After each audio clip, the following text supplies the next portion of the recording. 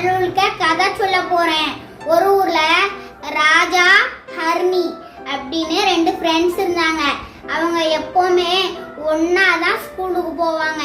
ஒரு நாள் அப்படி ஸ்கூலுக்கு போய்கிட்டு இருக்கும் போதே கீழே கிடந்த 100 ரூபி நோட்டை ஹர்னி பார்த்துட்டா. ராஜா ராஜா இங்க பாரு, ஏதோ 100 ரூபி நோட் மாதிரி இருக்குன்ட்டு அதை உடனே எடுத்து காமிக்கா. ஆமா ஹர்னி, இது 100 ருபீஸ் நோட் தான்.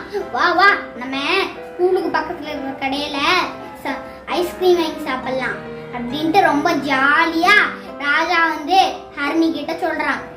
ஹர்னி உடனே கோவந்துச்சு. டேய் ராஜா, இது அடுத்தவங்களோட காசு, இதை நம்ம யூஸ் பண்ணலாமா? நீ ரொம்ப தப்பா பேசுற. இதை அவங்க எந்த செலவுக்கு வேணாலும் எடுத்துட்டு போகலாம். இது உங்க ஹாஸ்டல் செலவுக்காக எடுத்துட்டு போகலாம், வீட்டு செலவுக்காக எடுத்துட்டு போகலாம், இல்லாட்டி எங்க குழந்தைங்களுக்கு சாப்பாடு வாங்குறதுக்காக எடுத்துட்டு போகலாம். எதுக்கு எடுத்துட்டு போவாங்களோ நம்மளுக்கு தெரியுமா? இதை நம்ம எடுத்துட்டு போக கூடாது. கொஞ்ச நேரம் ராஜா யோசிக்கிறான். நீ சொல்றதும் சரிதான் ஹர்னி, இதை நம்ம எடுத்துட்டு போக வேணாம். இப்ப நம்ம யாரு கூட கொடுக்க ஹர்னி அப்படின்னு ராஜா ஹர்னி கிட்ட கேட்கலாம். அதோ அவங்க ஒரு போலீஸ் அங்கிள் நிக்கிறாங்க பாரு, அவங்க கிட்ட போய் கொடுக்கலாம். சரி ஹர்னி வா அப்படின்ட்டு ரெண்டு பேரும் போறாங்க.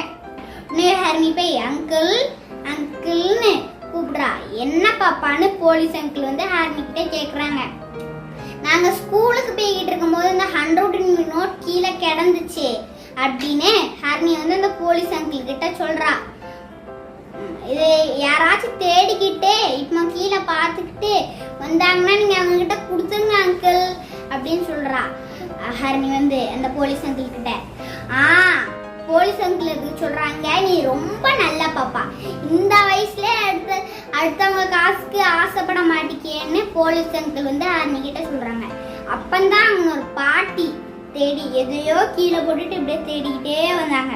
உடனே போலீஸ் அங்கிள் அதை பார்த்துட்டாங்க. பாட்டி இங்க வாங்க அப்படின்னு கூப்பிடுறாங்க. உடனே பாட்டியும் வராங்க. என்ன பாட்டி தேடுறீங்க அப்படின்னு கேட்டாங்க.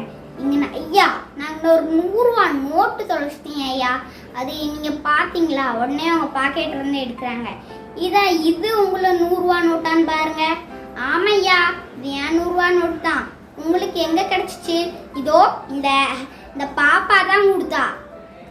பாப்பா ரொம்ப நன்றி பாப்பா, நீ ரொம்ப நல்ல பாப்பா, நீ நல்லா இருக்கணும் அப்படின்ட்டு ஹர்னியை நல்லா அந்த பாட்டி வாழ்த்திட்டு போயிடுறாங்க. இந்த கதையில இருந்து உங்களுக்கு என்ன தெரியுதுன்னா, அடுத்தவங்க பொருளுக்கு ஆசைப்படக்கூடாது. நம்ம ஸ்கூலுக்கு போயிட்டு இருக்கும் போது காசோ ஏதோ கிடைச்சிச்சுன்னா அதை நம்ம ஸ்கூல் டீச்சர் கிட்ட கொடுக்கணும், இல்லாட்டி போலீஸ் ஸ்டேஷன்ல போய் நேரடியா கொடுத்துடணும்.